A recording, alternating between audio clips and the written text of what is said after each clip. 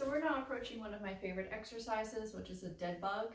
It is one of the supreme exercises, in my humble opinion, for people who have diastasis, recti, and pelvic floor dysfunction, bridges, and dead bugs, until the cows come home, quite frankly. But we're gonna go with dead bugs for everyone today, because they are a sneaky little core exercise that most people just don't really understand how well they can work if done cleanly. So again, roll to your side if you need to, then lie down. But with the dead bug, I like to think of a station, right? You come into the station, right? You think of, train cars docking at a station, if you will. But do make your way into tabletop position, hands reaching high, and I like to keep my palms facing each other. Shoulders are down and back, even though my fingers are reaching long. So length of the arm, but a relaxed shoulder.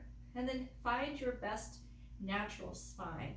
And if your lower back or your core are in a weaker state where you feel that drawing the abdominals in and pressing the spine into the floor like an imprint is better for you, then be there. And then we're gonna take the left leg. Okay, think of like head, shoulders, knees, and toes, or the hokey pokey. We're going to take the left leg out and the right arm out. Now notice I didn't go down to the floor with my hand or my foot. It's almost like creating a smiley face shape. There's the smile from the big toe of my left leg to the right fingertips. And then I'm gonna pull those things back into station, right to that center space. And then my right leg goes out, left arm goes out, shoulders are still relaxed, and then pull back in.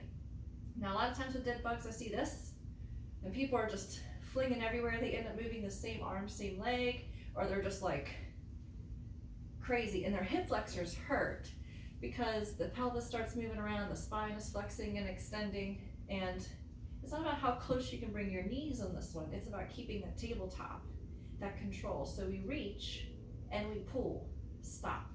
We reach and we pull and control the stop. A tool that might be helpful for you is a yoga block. And the yoga block is a little better than the ball. The ball tends to be a little too roly-poly in this particular exercise.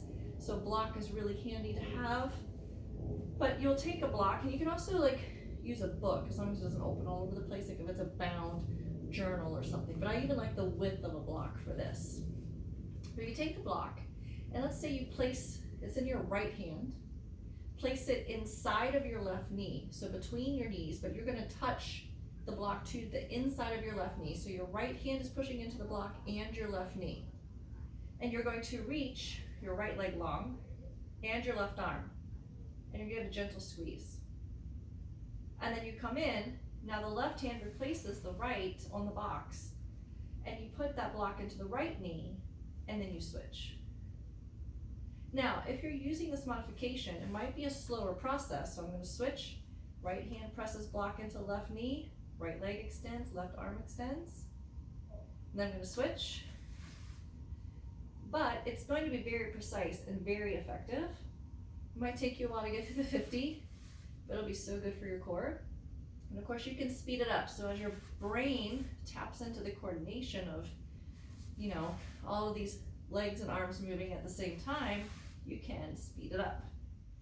And then eventually you can get rid of that block altogether, and remember where you should be in space. One arm reaching, one leg reaching, everything right back to center, switch, center. And above all else, just keep breathing.